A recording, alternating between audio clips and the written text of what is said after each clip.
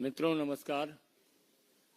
अपने बीच भारतीय जनता पार्टी के वरिष्ठ नेता पूर्व केंद्रीय मंत्री श्री रविशंकर प्रसाद जी हैं, आपको संबोधित करेंगे।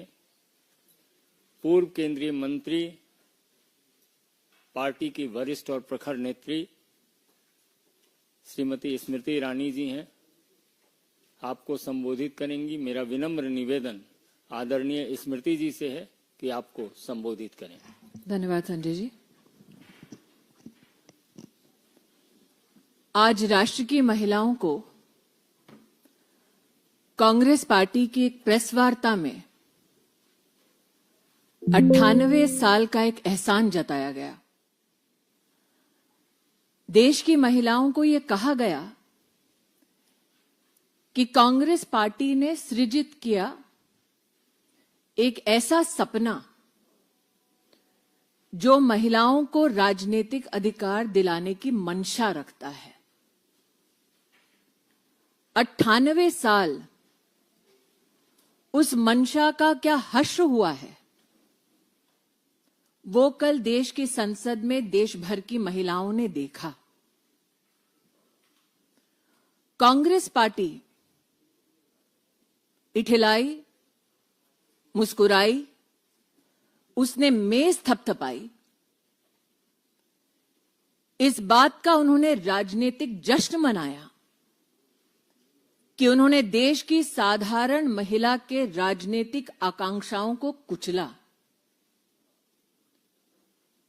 कांग्रेस पार्टी और उसके समर्थक दलों ने इस बात का उत्सव मनाया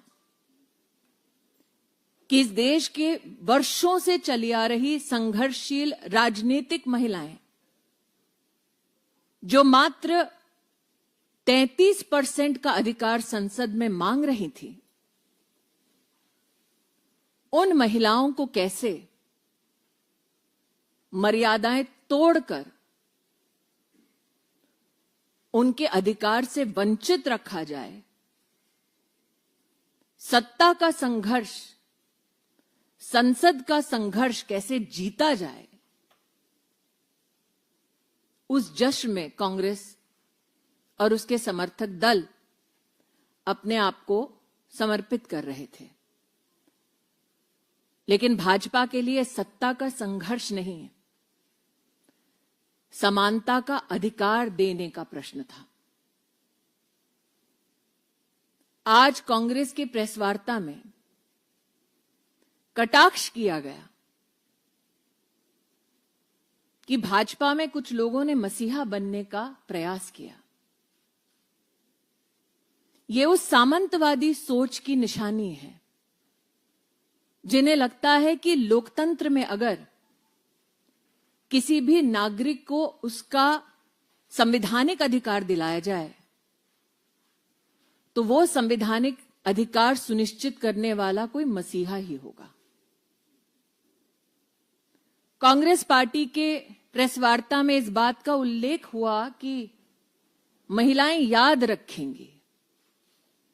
ये सत्य है, महिलाएं याद रखेंगी कि जब 6 दशक तक कांग्रेस के पास सत्ता थी तो 11 करोड़ महिलाएं इस देश में एक शौचालय से वंचित थीं।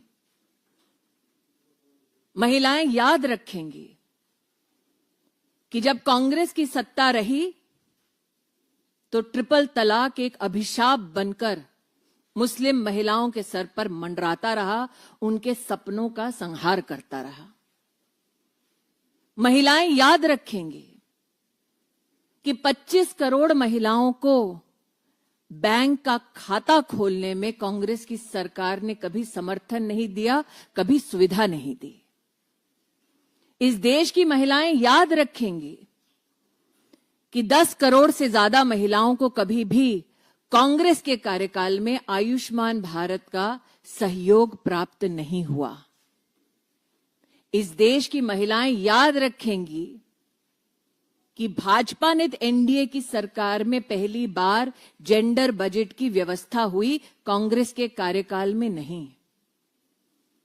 और देश की महिलाएं ये भी याद रखेंगी कि 33% आरक्षण का बिल भाजपा नेत एनडीए की सरकार ने दोनों सदनों में पास किया और कांग्रेस की मंशा 98 साल सपना दिखाना, जब सत्ता होना तब उस सत्ता का सदुपयोग करके महिलाओं को आरक्षण ना दिलवाना, बल्कि लोकसभा में यूपीए के कार्यकाल में उस बिल को लैप्स कराना।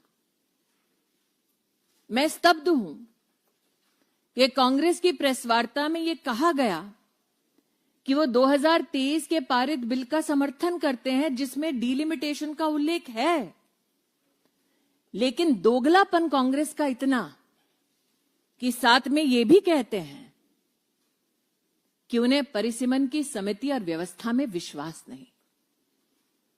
कांग्रेस को देश की संवैधानिक व्यवस्थाओं में विश्वास नहीं, देश की संसद में विश्वास नहीं और देश की महिला पर भी विश्वास नहीं। ये कांग्रेस ने अपना क्रूर चेहरा देश की जनता के सामने उजागर किया है। आज हम सबके सम्मुख आदरणीय रविशंकर प्रसाद जी उपस्थित हैं। मैं उनसे आग्रह करती हूं कि संवैधानिक ढांचे के बारे में अपनी प्रतिक्रिया आप सबके सम्मुख प्रस्तुत करें।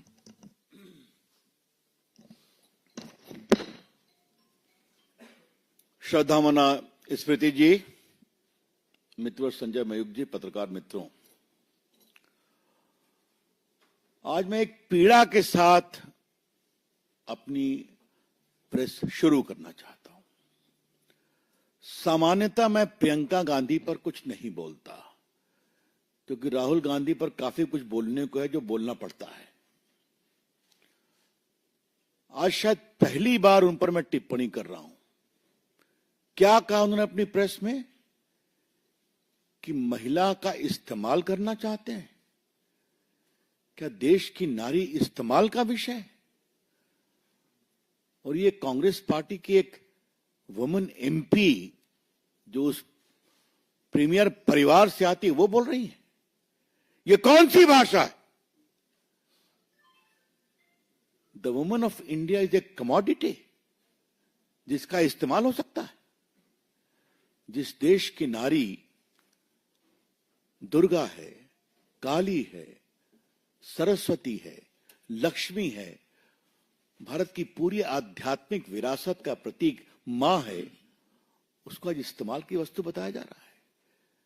हम बीजेपी के राष्ट्रीय मंच से इस सोच की भर्त्सना करते हैं और इसी सोच का कारण था कि पहले सारे रिजर्वेशन के बिल को फाड़ा गया। याद होगा आपको, यूपीए के समय में कोई कार्रवाई नहीं हुई। मित्रों, मैं ये तो नहीं कह सकता कि कांग्रेस पार्टी संविधान नहीं समझती है, लेकिन जानबूझकर नहीं समझने का नाटक भी करती है। थोड़ा आज कांग्रेस के लोगों को, विपक्ष के लोगों को संविधान बताना जरूरी है और देश को भी बताना जरूरी है। पहली बात, और ये आज से नहीं, जब से संविधान है तब से, कोई भी लोकसभा या विधानसभा की सीटों का पुनर्गठन बिना परिसीमन के नहीं हो सकता। No revision of seats in the Lok Sabha और the Vidhan Sabha is possible without delimitation. क्या है कारण? मैं प्रावधान बताऊंगा। क्योंकि डिलिमिटेशन होता है पॉपुलेशन के बिना पर। पॉपुलेशन तय करता है किसको कितनी सीट मिलेगी, लेकिन उसकी संस्था क्या होगी? वो डिलिमिटेशन कमीशन होगा। मैं पहले आपके सामने संविधान की धारा 81 पढ़ना चाहता हूं, खास करके कांग्रेसियों की समझदारी के लिए। Subject to the provision of the House, the people shall consist of not more than 530 members chosen by election from the constituency of the state and not more than 20 from the union territory. दूसरा क्या है? और ये समझिए, मैं clause 2 81 का पढ़ रहा हूं। 81 clause 2, there shall be allotted to each state a number of seats in the House of the People in such manner that the ratio between the number and the population of the state is the same as far as possible. और दूसरा क्या है? The state shall be divided into territorial constituency and so on and so forth. तो population की बिना पर seat होगी, और ये कैसे होगा इसका सबसे इंपॉर्टेंट चीज आप जान लीजिए. क्लॉज 3 पढ़िए. In this article, the expression population means the population as ascertained in the last preceding census of which the relevant figures are available. Population कौन होगा? जो पिछले सेंसस का फिगर अवेलेबल हो. अब आता है readjustment after each census, Article 82. Upon the completion of each census, the allocation of seat in the House of the People and the state into territory shall be readjusted by such authority and in such manner as the Parliament may by determine. ये authority है delimitation commission, जो adjust करती है. 2002 में एक विषय आया. 2001 का सेंसस कंप्लीट हो गया. जो बार बार वाजपेयी जी की बात करते हैं ना, उसको भी क्लैरिफाई करना जरूरी है. उस समय एक बहुत आशंका प्रकट की गई कि पॉपुलेशन पर करेंगे 2001 में तो दक्षिण भारत के तो स्टेट्स का पॉपुलेशन कम हो गया है, क्योंकि वहां परिवार नियोजन काफी हुआ है, तो हम तो सफर कर जाएंगे. तो वहां पर एक निर्णय किया गया 2001 में, वो ये था कि also until the relevant figure for the first census taken after the year 26 has been published, it shall not be necessary to readjust. The allocation of seat in the House of the People to the state shall be on the basis of 1971 census. तो संविधान में बंदिश लगाई गई कि 2026 के census होने तक 1971 के सेंसस पे ही चलेगा. ये 543 सीट 1971 के सेंसस की है. जो माननीय अमित शाह जी ने कल कहा, उस समय देश की आबादी थी 54 करोड़. आज देश की आबादी है 140 करोड़. जैसा बताया माननीय स्मृति जी ने, वो कहती है हम डिलिमिटेशन कमीशन को नहीं मानते हैं. तो क्या मानते हैं आप? अब जरा हम आते हैं 2023 के कानून पर. 2023 के कानून में लिखा हुआ है, वो भी पढ़ना जरूरी है. Article 334, notwithstanding anything in the foregoing provision so and so, the provision of the Constitution relating to reservation of seats for women in the House of the People and of the Assembly shall be come into effect after an exercise of delimitation is undertaken for the purpose of after relevant figure for the first time is taken after the commencement of the Constitution amendment. 23 के बाद जो पहला census होगा, उसके आधार पर, delimitation के आधार पर हम 33% करेंगे. अब ये चिंता क्या थी, इस बात को समझना बहुत जरूरी है. सेंसस जब भी हो, दक्षिण भारत की संख्या घटती पॉपुलेशन के कारण. कल अमित शाह जी ने क्या बताया? जो नया संशोधन आया है उसमें सीधा क्या कहा गया है? 543 के बदले अब सीट्स की संख्या हो जाएगी 815. मतलब 543 की जगह पर आशंका नहीं हो तो हम इसको 815 मेंबर कर देंगे. पहली बात, ताकि 33% लोगों को आरक्षण मिल सके. दूसरी बात, इसके स्टेटमेंट ऑफ ऑब्जेक्ट को आप देखिए तो इसमें साफ लिखा हुआ है कि चूंकि सेंसस करने में बहुत समय लगता, नया सेंसस करने में, फिर डिलिमिटेशन होने में, तो इस कारण से और विलंब होता. देश की नारी शक्ति का उचित रिप्रेजेंटेशन हो, इसलिए हम लास्ट पब्लिश सेंसस 2011 का है, उसके बिना पर हम डिलिमिटेशन कराएंगे.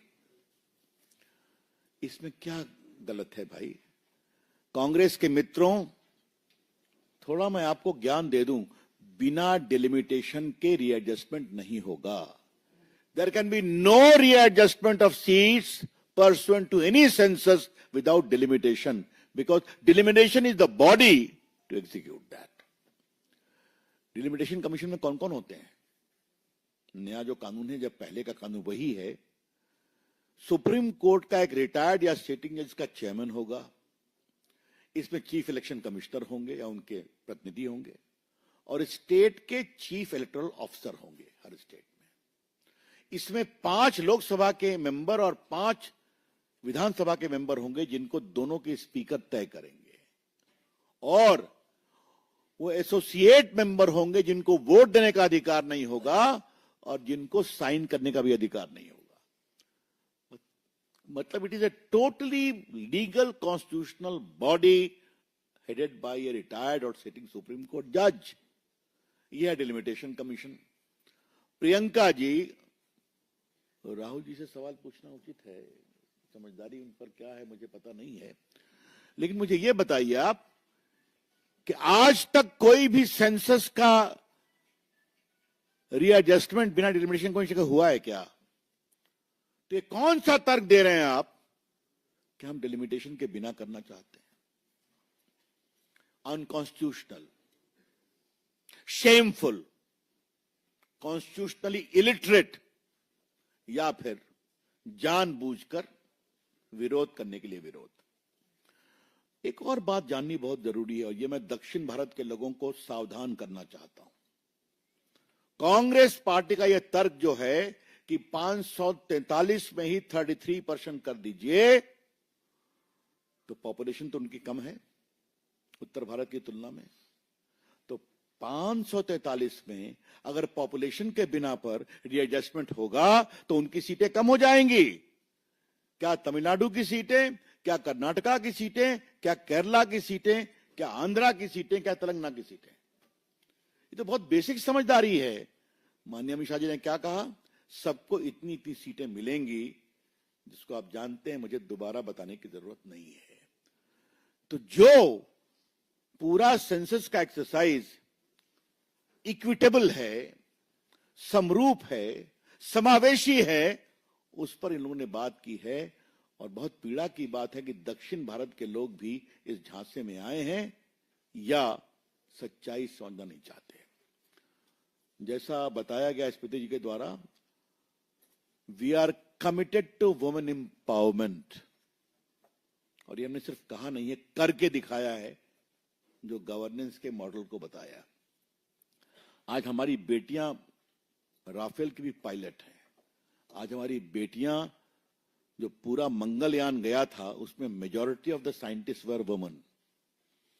आज हमारे सेना में कमांड करने का अधिकार मोदी जी की सरकार ने महिलाओं को दिया है, और बाकी तो आपने देखा ही है। ये ड्रोन दीदी, और मेरे बिहार में तो हमारी आजीविका दीदी ने कमाल कर दिया है। ये जमीन पर बदलाव हुआ है, ये आपसे हम कहना चाहते हैं। और दक्षिण भारत में जो डीएमके पार्टी और उनके नेता जो इसकी प्रति जला रहे हैं, उनको मैं कहना चाहूंगा, the leaders of DMK are deliberately unconsciously robbing the women of Tamil Nadu of their constitutional right to be a part of electoral process as an MP और MLA। ये हम कहना चाहेंगे। तो मित्रों, ये कुछ मोटी बात मुझे आपको बतानी थी। जो आपके प्रश्न होंगे उसका हम उत्तर देंगे। कल विस्तार से माननीय गृह मंत्री जी ने इसको समझाया है, माननीय प्रधानमंत्री ने कहा है, संविधान स्पष्ट है, मंशा स्पष्ट है।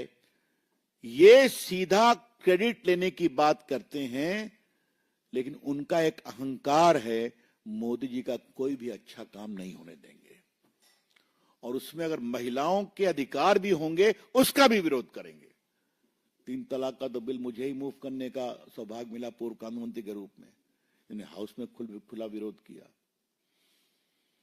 बाकी शाहबानों का केस तो आप जानते ही हैं, जो महिलाएं कश्मीर की थी उनके साथ अत्याचार हुआ, आर्टिकल 370 का विरोध किया। तो हर बार महिला के हित के हर निर्णय का विरोध करना है, और ये तो उसका हाइट हो गया कि इतने ऐतिहासिक संवैधानिक पहल थी, उसको फ्रस्ट्रेट किया। लेकिन देश की जनता उनको क्षमा नहीं करेगी। जमीन पर इसका जबरदस्त असर होगा, और हम इसको गांव-गांव तक बताएंगे किस प्रकार से इन्होंने जानबूझकर योजनाबद्ध तरीके से महिलाओं के अधिकारों का हनन किया। Thank you. Neeraj Pandey, Zee news.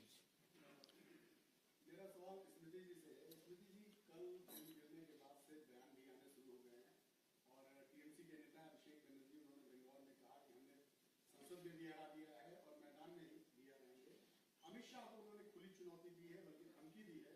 उन्होंने कहा कि अगर अमित शाह सचमुच में बहादुर हैं तो 4 मई को कोलकाता में ही रुके, उन्हें दोपहर 12 बजे के बाद उनसे हम निपट लेंगे। नीरज जी, अक्सर देखा गया है कि शेर की पीठ पीछे गीदड़ मिमियाता है। ये शेर पर निर्भर करता है वो कब पलटकर जवाब दे। लेकिन इस प्रकार का बयान टीएमसी का देश के गृह मंत्री को धमकाना, चाहे गृह मंत्री हो या आदरणीय प्रधानमंत्री जी, हमने बार बार पश्चिम बंगाल की जनता से कहा कि सत्ता का वायलेंट दुरुपयोग, उसको परिभाषित किया है तृणमूल के गुंडों ने, और शायद वही भाषा अभिषेक जी ने बोली है। मैं इसको खाली एक सप्लीमेंट कर दूं, और वो जुडिशरी को भी स्पेयर कर रहे हैं क्या? तो जजेस पर भी हमला करते हैं, तो ये उनका सही चेहरा है। Aishwarya Paliwal in today. विपक्षी पार्टियां खासतौर से प्रियंका गांधी इसको टर्न अराउंड करने की कोशिश कर रहे हैं और ये कह रहे हैं कि भारतीय जनता पार्टी, प्रधानमंत्री नरेंद्र मोदी और सारे बड़े नेता जो हैं वो छुपने की कोशिश कर रहे थे महिला आरक्षण के पीछे। उनकी असली मंशा कुछ और है। क्या मंशा है? उन लोगों का ये कहना है कि उन्होंने मंशा स्पष्ट नहीं की, क्योंकि जब प्रधानमंत्री मोदी मुख्यमंत्री थे गुजरात के, तब से लेकर अब तक उनका संवैधानिक सफर अगर देखा जाए तो महिलाएं जिन्होंने प्रधानमंत्री मोदी के पक्ष में वोट किया, उनके वोट्स की बढ़ोतरी हो रही है। तो ऐसा नहीं है अपने लिए कोई नया वोट बैंक कार्व आउट करने का प्रयास है। देश की महिलाओं ने चाहे 2014 हो, 19 हो या 24 हो, सतत प्रधानमंत्री मोदी का वोट देकर समर्थन किया है। ये जो बिल प्रस्तुत हुए, ये देश की साधारण महिला जो राजनीतिक आकांक्षा रखती है, जो राष्ट्र के संसद में योगदान देना चाहती है, उसके सामर्थ्य को बढ़ाने वाला बिल था। ये निश्चित रूप से वो नहीं समझेंगे जिनको विरासत में राजनीति मिली है। तो मेरी अपेक्षा नहीं है कि श्रीमती वाड्रा प्रधानमंत्री मोदी का ये प्रयास समझे जो देश की साधारण औरत को सशक्त करता है। प्रधानमंत्री मोदी को, जैसा कि मैंने कहा, सतत देश की महिलाओं ने बढ़ चढ़कर वोट दिया है। आमोद राय, TV9।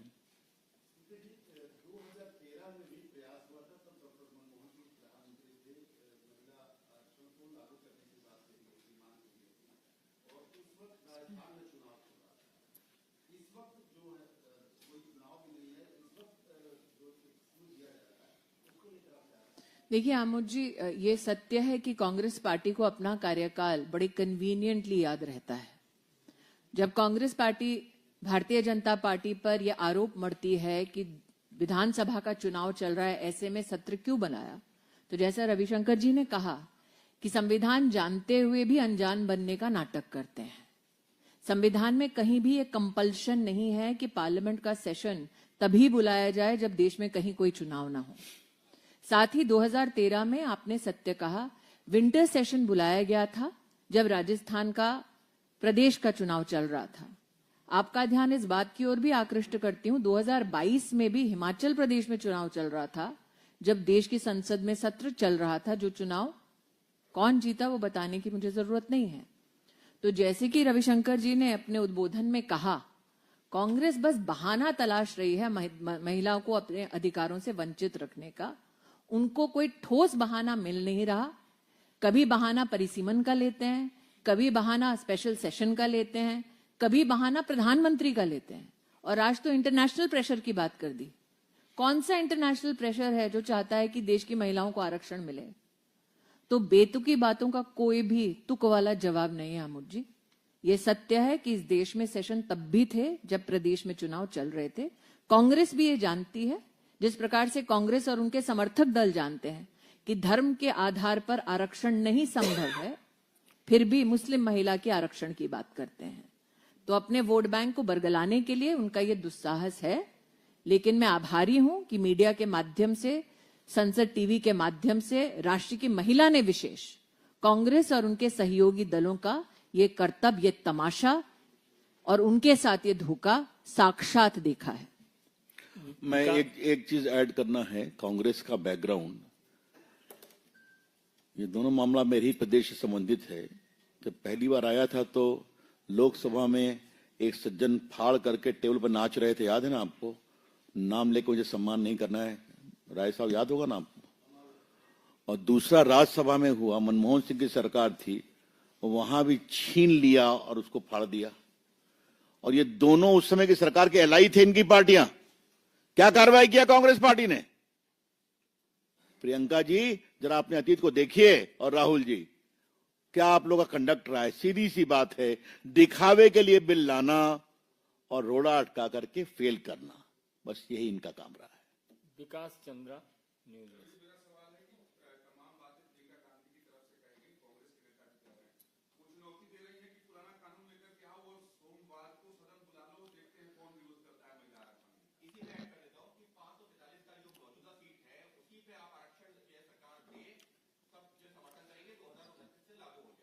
इसका उत्तर आप मुझसे मत पूछिए, इसका उत्तर पूछिए डीएमके से, केरल से, उनकी सरकार के कर्नाटका से, आंध्र प्रदेश और तेलंगाना में उनकी सरकार है।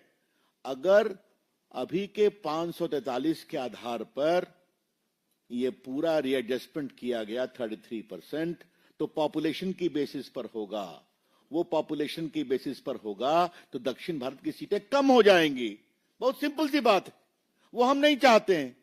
कल माननीय गृह मंत्री जी ने विश्व साफ साफ कहा है, इसलिए वो नहीं हो, सीट बढ़ा रहे हैं। वैसे भी भारत का पॉपुलेशन 140 करोड़ हो गया है, तो 54 करोड़ के पॉपुलेशन पर आज कोई संख्या रखी जाए, इसका कोई तर्क नहीं है। ये इसका जवाब है। यतीन्द्र शर्मा, टीवी 18।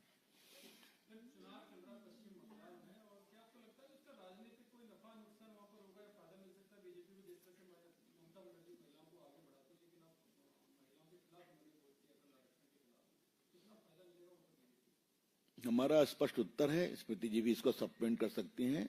हम नारी उत्थान, नारी सशक्तिकरण को वोट के चश्मे से नहीं देखते हैं। ये हमारा कमिटमेंट है। और जो बातें उन्होंने पूरी विस्तार से बताई, गवर्नेंस में कैसे हमने काम करके दिखाया है, महिलाओं का एम्पावरमेंट हुआ है, ये हमने करके दिखाया है। एक अपने आदिवासी समाज की नेत्री को राष्ट्रपति बनाया है, ये हमने करके दिखाया है। अतः जनता पूरा आशीर्वाद देगी। हां, जनता के सामने उनकी काली करतूतों को हम एक्सपोज करेंगे कि क्या ममता जी और क्या कांग्रेस पार्टी या बाकी ये दिल से महिलाओं के लिए आरक्षण नहीं चाहते। नीलू रंजन, दैनिक जागरण।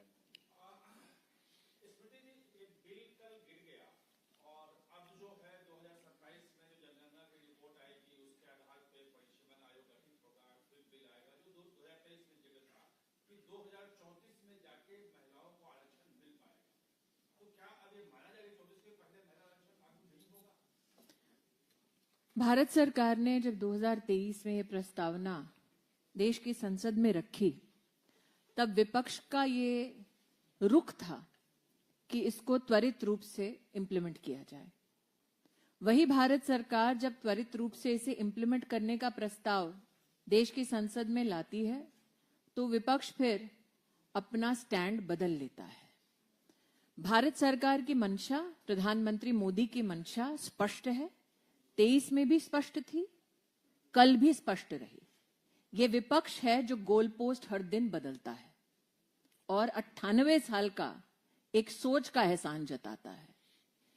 निश्चित रूप से गृह मंत्री जी ने स्वयं कहा कि अगर आपको लगता है किसी भी प्रदेश के साथ संख्या की दृष्टि से भेदभाव हो रहा है, तो गृह मंत्री जी ने स्वयं ये प्रस्तावना की कि हम 50% का अपना वादा लिखित में अमेंडमेंट के स्वरूप में मूव करने को तैयार हैं, जो विपक्ष की मांग थी।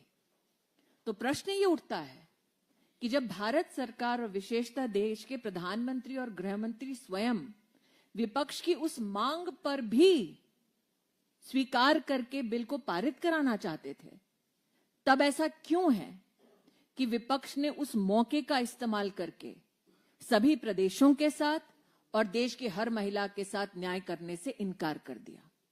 विपक्ष ये कतई आरोप नहीं लगा सकता कि हर पक्ष की बात सरकार ने नहीं सुनी।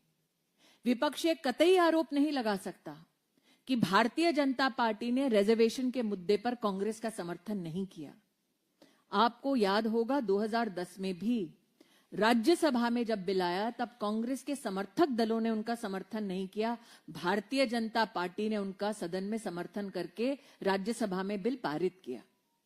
प्रश्न ये उठता है कि 2010 में उनके पास संख्या लोकसभा में थी। वो जान चुके थे कि भारतीय जनता पार्टी विपक्ष में रहकर भी महिला आरक्षण के मुद्दे पर उनका समर्थन करेगी। फिर उन्होंने लोकसभा में बिल को लैप्स क्यों होने दिया? बहुत बहुत धन्यवाद। PSA लाइव न्यूज से मैं हूं आपके साथ संपादक अशोक कुमार झा। हम फिर मिलेंगे आपसे बेहतरीन और ताजा खबरों के साथ। नमस्कार।